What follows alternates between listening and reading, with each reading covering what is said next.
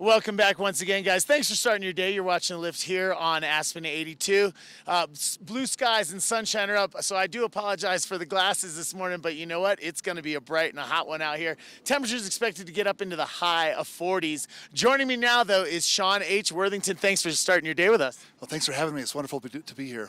I appreciate it. Sean's here to talk about something that is really a burgeoning science, if you will.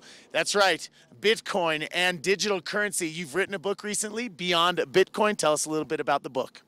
So Beyond Bitcoin talks about how monetary systems are actually information systems and money is data. And so I've been working on a PhD in computer information systems and realized that we could take all of the rules that we apply to databases and apply it to money.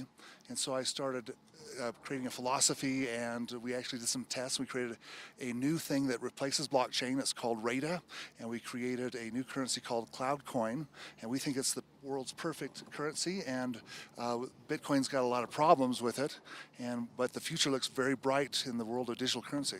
Interesting you say that. I was going to bring up, there's been a little bit of volatility in Bitcoin, both on the huge upswing, but just recently also took a little downturn.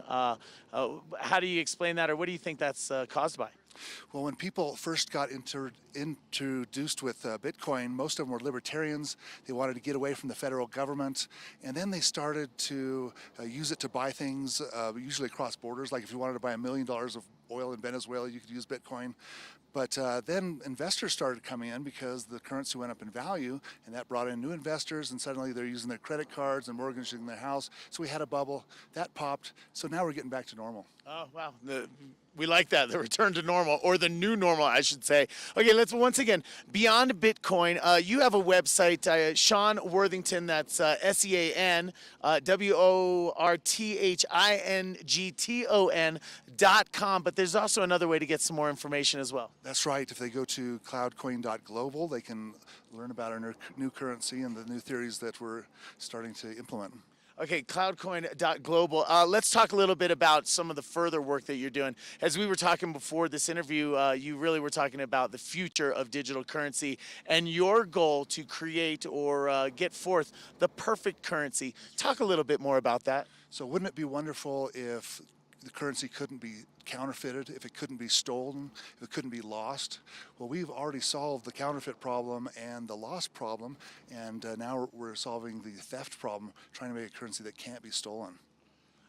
Beyond Bitcoin is the book. This is Sean Worthington. Look him up online, but the book is also available on Amazon.com. I want to thank you so much for coming on today. Well, thank you very much for having me.